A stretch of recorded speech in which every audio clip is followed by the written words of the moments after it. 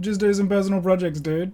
You're redoing your resume? Put some personal projects on there. You want to learn and get better as an engineer? Personal projects. People talk all the time about personal projects, but if you haven't done that many before, it can actually be kind of hard to get started. I've done quite a few personal projects. I've done some work projects. I've done some uni projects. I've started a fair number of software projects. So today I'm going to take you through my 4-step plan to starting a software project, and I'm going to use one of my most recent projects as an example. Now, everybody is a little bit different, so what I kind of want you guys to do is pick and choose what you like from this video. Like, you don't have to copy me verbatim. In fact, I don't want you to copy me verbatim. Pick stuff that works for you and just, apply it and see how you go. This season's episodes are titled Inspiration, Conceptualization, Minimum Viable Product, and Iterative Design. We're going to go through all of these and we're going to start with inspiration. So you guys need an idea, all right? I'm actually going to do a video in the future on why I think software engineering is one of the most creative fields. It's kind of a hot take, I know, but honestly, it is. Like, you need ideas to do this stuff. If you think about what a software engineer actually is, we solve cool problems with code. That's kind of it, right?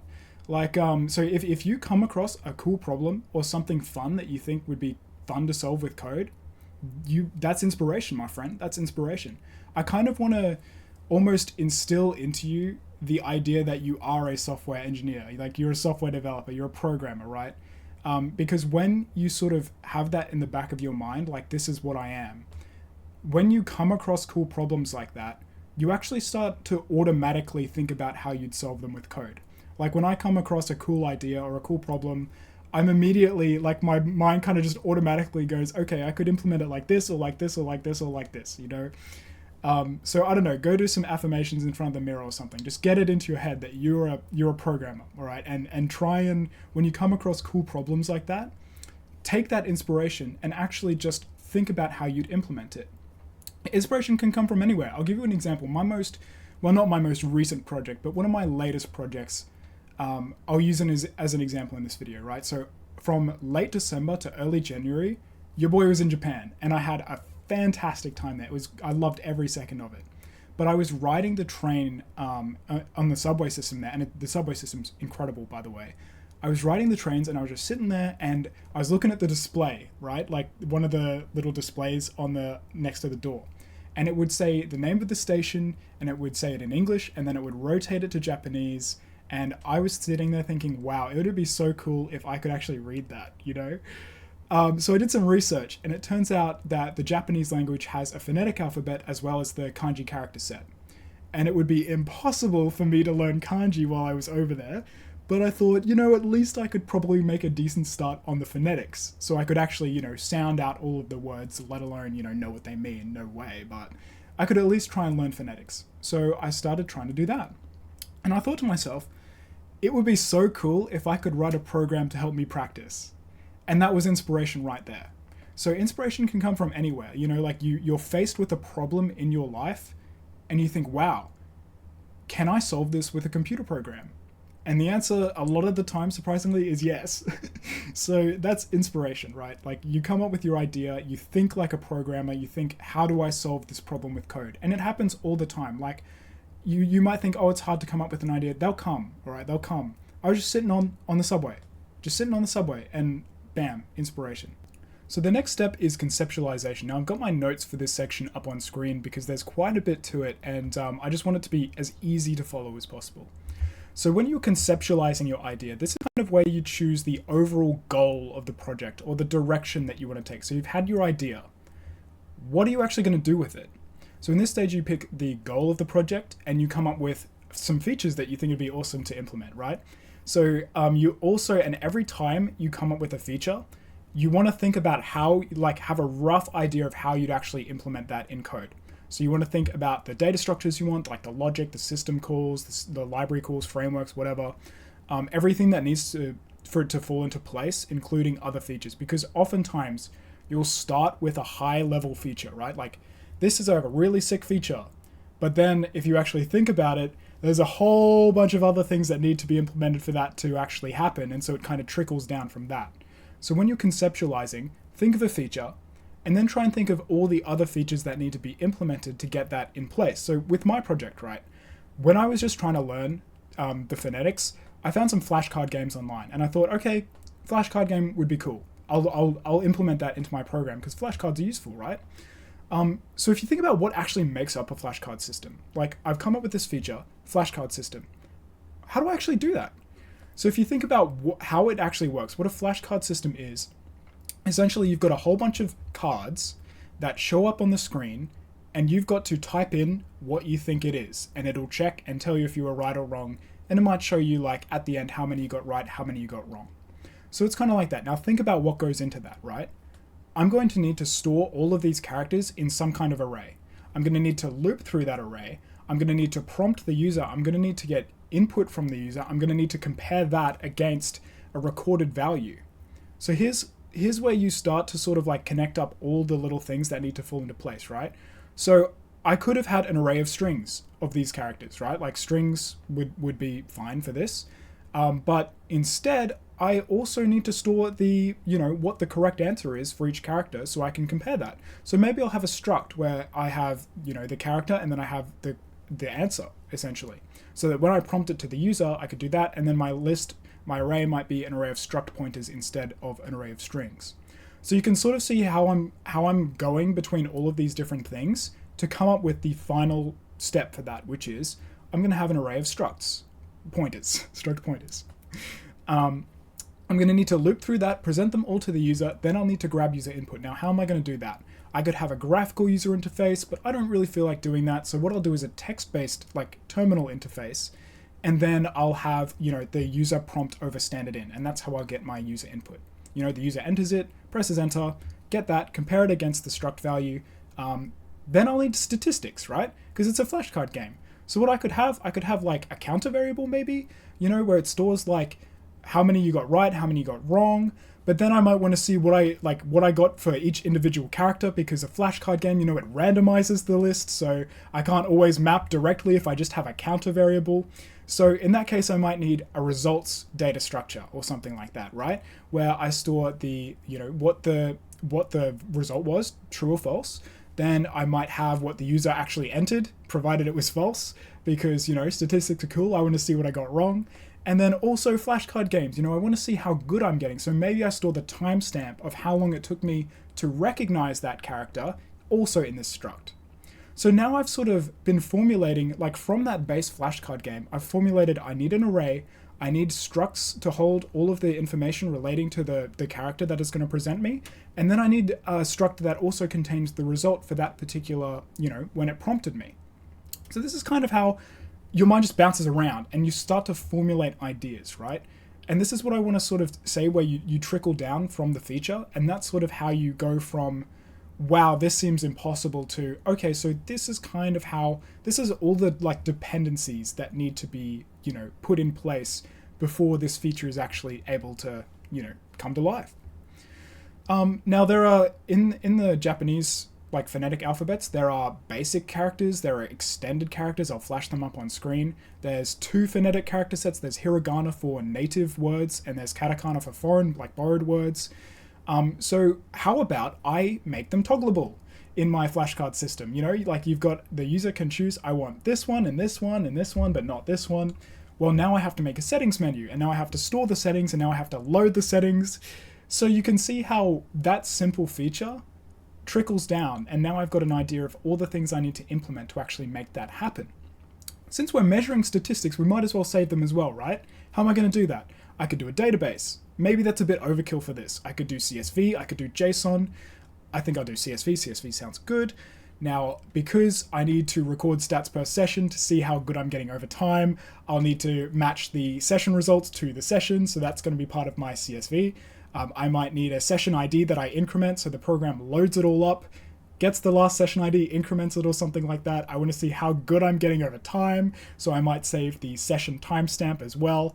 So here I'm like, you can see me sort of formulating the actual CSV table that I need to do to store all of this stuff. And, I'll need to relate the individual character results from my struct to a particular session. So when I save all of my results, I might save the result, like the struct value for individual characters row by row, and then relate them back to a session ID, have all the related data in there. So that's, that's kind of how we're doing. It'd also be really cool if I had an infinite practice mode, right? So instead of just going to the end of my array and quitting there, we go back to the start, re-randomize, and what would be even better is because I'm doing all this statistics stuff, right? If I get my worst character, like the character it takes me the longest to recognize, I can repeat that at a higher rate than the other characters. In fact, I can probably do that for the top 30% worst characters or something like that. So how would I go about doing that? Well, I could always just calculate it before the infinite practice mode starts and fill up the array with that and then just re-randomize each time. But that's no fun. If I'm getting better at the character while I'm doing it, I kind of want it to dynamically recalculate. So what I can do is, I could have a regular character set, I could get my top 30 worst and put that in a separate array, and then, have the frequency like that. And whenever it wants to prompt something to the user, I could maybe have a 50-50. It picks from the regular character set, or it picks from the worst character set at a higher rate. And then as soon as that increases an index in the worst character set, and then as soon as that reaches the end, I recalculate that array based on the current statistics, and the process starts again. So you can see here all of these features that I'm saying, like I'm saying, you pick a feature, you sort of define how you want it to be, and then all of it just trickles down. Your brain just goes boop, boop, boop, boop, boop. This is what I need to do. That's kind of the process of conceptualization. You pick a goal for the project, a direction for the project, you list out all the features that you want, and then the features that those features need, and how you would actually just have a rough idea of how you'd implement that. You don't need to come up with any code. Just for every feature, sort of have an understanding of how you would actually go about implementing that. The next stage is to come up with a minimum viable product. Now, I think this is probably one of the most important stages, especially for personal projects, and let me explain why. You might have noticed in our conceptualization stage, we came up with a whole bunch of random stuff that would be awesome to implement. The problem is, if you start your project trying to do all of those things you did in the conceptualization stage, it's a mammoth of a task. And because it's a personal project, you are the only person keeping yourself accountable for finishing it. And so naturally what happens if you have a massive feature list with some very complicated features, you're going to give up. That's just the nature of it. I've done it. You've done it. People you look up to have done it. Your professors at uni have done it. Everybody has done it. You've started a project, the scope has been too big, and you give up.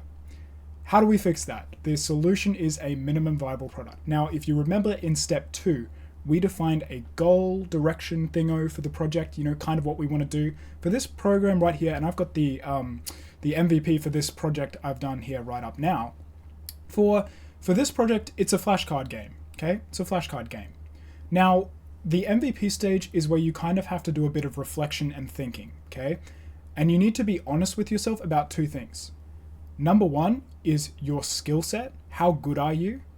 And this isn't like a small dig, okay? I'll explain why. And the second is the time frame that you have to complete this, essentially, right? The amount of time that you can dedicate to work on this.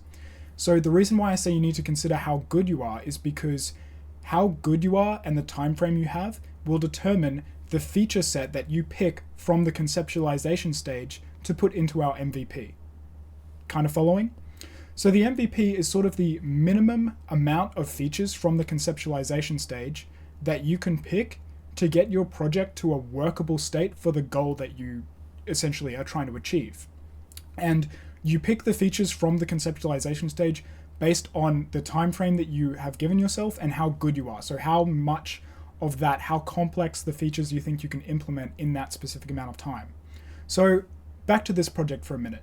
I was in Japan for a week and a half. Now, your boy wants to go outside, he wants to do stuff, he wants to touch some grass, all right? He doesn't want to spend all day coding. So I think, okay, when I come back from my day out, I can probably spend 1 to 2 hours a day when I'm lying in bed at night instead of binging YouTube. So what I'll do is I'll give myself 4 days, right? And I'll give myself a max of 2 hours per day just in bed, just working on this project. So that's a maximum of about 8 hours. So I had to step back and I need to think to myself, okay, given my current skill level, and given the 8-hour time frame that I've allotted, how many of these features from the conceptualization stage can I actually do? And so, given my skill set and given the time frame, 8 hours, I could implement a text-based menuing system, I could do toggleable character sets, I could do a settings menu, I could do setting saves and loading, I could do statistics, and I could do statistics saving and loading. I need to work on my tongue twisters apparently. You'll notice I left out infinite practice. There is no way that I would be able to do infinite practice in a reasonable amount of time to a standard that I was happy with given the time frame and my current skill set. So I had to be honest with myself there. I wasn't going to do that while I'm in Japan, and that's fine. That's fine. For the MVP, to help myself learn Japanese, I didn't need infinite practice. The regular flashcard game was just fine. So now take that time frame that you've given yourself and take that feature set that you've come up with, and I want you to cut that in half. So now instead of 8 hours for me to do this project, I'm dealing with 4 hours. And the reason I say this is because the smaller kind of chunks that you can split it up into, where at the end of that chunk you have something workable, something that works, something that you can look at and say, wow, I'm making progress, it really helps for motivation. So I take that, what I can do in 8 hours, what can I do in 4 hours? Well, in 4 hours, I can do a very basic menuing system, like nothing crazy, pretty much hard-coded, I could do one basic character set with no toggleable, so no settings menu, no settings saving and loading, just one character set, a basic character set, and it flashcards that to the user. And I could probably do some basic statistics, saving, loading, and display. So I did that. I did that in 4 hours. It was all good. I had a basic, I just implemented hiragana, and I went ahead and I was practicing that, and it was great. And then I had that, and that gave me the motivation to continue and finish the MVP. So by the end of my stay in Japan, this is what I had come up with, right? This is go.jp, and you can guess what language I wrote it in. But yeah, as you can see here, I've got a menu for practicing my phonetics, and I've got toggleable. I've got hiragana, katakana, han/dakuten, that's the extended character set. I've got randomize all, and I've got practice by vowel. I can go back to the main menu, and I've got my statistics readout that I can look at. So I can see for all characters, and it'll give you a list out of all my characters, what my average time was, what my best time, what my worst time was, and it'll say here my best character is A, the sound in katakana with an average of 833 milliseconds. My worst character is Zu, I think that's Zu at least, I hope it is, with 2 seconds to recognize. But yeah, that's basically it, right? This stuff is not implemented yet, by the way. So the MVP, that was part of the iterative design phase, which is the next phase, but the MVP was just practicing phonetics, which is what I've got down. And if I go ahead and randomize all, it'll start me off here. Not that I'm going to participate, but just to show you, it displays the character to me, and if I enter it correctly, it'll tell me it's correct. If I enter it wrong, bad luck for me. But that's the, so that's the MVP. The final stage I want to talk about today is iterative design. Personal projects are all about iterative design. In fact, if you don't do some kind of iterative design in software engineering, you're probably doing it the wrong way. So essentially, you've come up with the MVP, you've got something workable for the goal that you're trying to do. Now you can go back and build out all of the cool features that you came up with in conceptualization, right? So the whole point of this, all of this stuff, is to sort of make you not give up. If we talk about motivation for a minute, personal projects, as I sort of mentioned earlier, are one of the toughest to get motivated for, because you start a project, you're super motivated, it's an awesome idea, you've got all these features you want to make, but it gets too much. And there's nobody holding yourself accountable but you. At work, you've got bosses. At uni, you've got assignment deadlines, you've got grades. But when it comes to personal projects, so many people give up because, you're the only person who can really get yourself to finish it. So strategies like this, where you kind of break it up, come up with something workable, every stage of the way, make sure you're getting feedback, make sure you're coming up with something cool that you can use. And so that sort of gives you progress that you can see towards your final goal. And so iterative design, as I said, it's all about building out those features on top of the MVP. Now, it's a fine line when you're starting a project to premature optimize versus actually doing some good planning. Everyone's done this, right? You're writing a program and you think, wow, if I write this abstraction for it, that'll come in handy later. It doesn't actually come in handy later. The situation you were thinking of when you wrote that abstraction never comes to pass, and you've just wasted everybody's time and you've made it more complex for no good reason. So it's a fine line to kind of walk, but just keep all of those features from the conceptualization stage in your head while you're developing the MVP. If you're going to hard code a bunch of stuff that would break one of the other features that you want to build later, maybe just take a second to rethink that idea, chief. But yeah, that's essentially what I want to say about this. You'll come across things that you've built out in your project that you think are completely stupid. Like you look back on it, you're like, did I really think this was the best way to do it? And even in the program that I just showed you guys, there are things that I think were completely stupid that I did.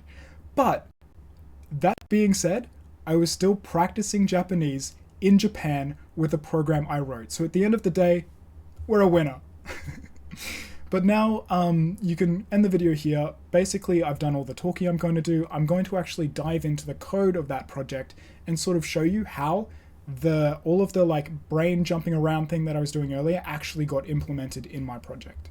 So here's my program. It's called go.jp. Guess the language. It's written in Golang. No surprises there. So here, and by the way, just don't judge this, alright? I haven't cleaned it up yet. Still got a whole bunch of stuff that I would rather do better, but basically it's about 1074 lines. We'll go over each section from the conceptualization stage. So the first thing is like a flashcard game, right? And remember when I was saying like I'll need a struct to do this, I'll need like an array to loop over. Well, I've got that here in definitions.go. So here I've got my struct. It's got the character, which I'm trying to represent. It's got the family, so basically that's like the vowel equivalent in English, right? It's got whether or not it's part of the extended character set, and then it's got what the valid response is for that. And there's multiple, so it's an array, okay? Now, I've got these definitions here. You might think, wow, was it annoying to do that? The answer is no. I have a Python script where I misspelled reader apparently, but I have a Python script where I got a CSV character set and basically just converted it to these definitions.go. I want to like be able to load custom character sets from a CSV, but I haven't implemented that yet.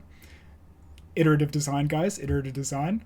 But yeah, so this is my definitions where you can see I was actually like defining my structs for all this stuff that I was talking about in conceptualization. Now we can go ahead and do, okay, so here are my other structs, right? Like this is the statistics one I was talking to you about. You know, I've got average, median, mode, worst, best, tries, etc. The session result, so for each character, you know, I've got what the user input, I've got the result, I've got the duration, like the time it took them to input that. I've got my overall session statistics, so the session ID, start time, end time. Don't actually know what that is doing there. Success rate, failure rate, total, and then the results, which is basically just like a map of this character struct to, you know, like these ones here. So I'm mapping each of these characters to one of these results, basically. And that's my like overall session statistics. Here I've got my settings, you know, like I was saying before, like my settings get saved and loaded. I got some returns here. Now this is my menuing system, and there's a lot of stuff about this I actually want to change, but basically I went ahead and implemented a text-based menuing system. Now, the whole time, like when I'm showing you this, you'll be like, but somebody's already done that. The answer is yes, but it would have been fun to do myself. Like you can go on about Anki, you can go on about other flashcard systems, you can go about like hiraganaquiz.com, but it was fun to do myself. It was a learning experience and I can tweak it exactly how I want. So I think that's kind of where the value comes in with doing something like this. So I made myself like a little cheeky dynamic menuing system. Basically, you've got a menu, you can register submenus, and it works based on bit masks. So like you can identify where you are in the menuing system based on your bit masks. You could do it in a tree, I guess. Like that's another way you could do it. I couldn't be bothered, so I did it like based on bit masks. And there's like I said, a lot of stuff I want to change about this, but that's how I did it for this MVP stage. And now we can go to the actual game loop. There's some statistics stuff. Here's the game loop. So here's the flashcard game. So basically, you know, like I was saying in conceptualization, text-based, I got to read from standard in. I got to loop through our character set. So you can see literally what am I doing here? The function is called game loop. Okay, we loop through the total number of characters in our character set. We get the character, right? We get the time that it's presented to the user.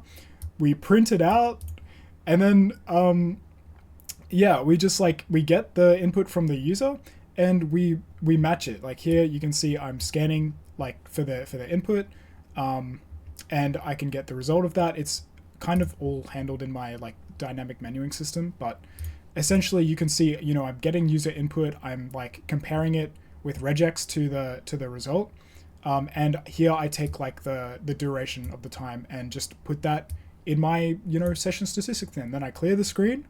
I print out what the user got right, whether they got it wrong.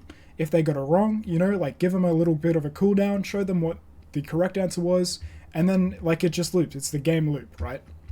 And that's a flashcard system. Then yeah, at the end, so I basically just get the results table it's looking like, and oh, okay, so this one that I mentioned before that I didn't know what it was, it's the entire time of the session, I guess.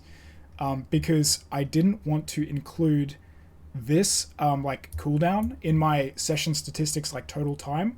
So I like go and calculate what it was for every individual character. Okay, that makes sense. That's actually kind of smart. Good on me. But yeah, and here, like I've got my display totals, like statistics. So I go through and display, like I've got a table somewhere. I was doing some crazy stuff with interfacing apparently. Where do I actually load my statistics? You can tell it's been like a month since I've looked at this project. Here we go, load statistics. So I've got, I've got my CSV reader, and I go to my sessions file, and I just loop through until like everything's done. I try and load all of my data into the struct. If it fails, then like I just say, I couldn't load this file, bad file, and I just give up. And then I map the ID to the session statistics, blah blah blah blah blah, and then I do the same thing for like the history, I guess. I don't actually remember what the difference is there, but you can see what I mean, right? And here I'm just writing to CSVs, like all this stuff from the conceptualization stage. You can see that I've kind of actually gone ahead and actually implemented it in kind of roughly the same way that I was going about before. And I've got some other stuff here as well, like the menuing system. You can see in my, like I've got a essentially forever loop until the user exits, where I just check what the menu was, and like if it's if it's like an option, I like toggle the option and save the settings basically. If it's like a phonetics thing, then I'll actually like add that to the character set. So yeah, you can see like I'm legit just going through the stuff, and this is me like adding all the submenus with my crazy menuing system. Again, stuff I would change. It is what it is. But that's basically it. Like, you go from the conceptualization stage and you just implement it, right? Sort of roughly the way you were thinking. And it kind of comes out the same. So that's really it for this video. I hope you guys enjoyed. I hope you got something out of it. Let me know in the comments if you got anything out of it, stuff you like, stuff you don't, how you actually go about doing this yourself, because I'm very interested to hear about it. Cheers.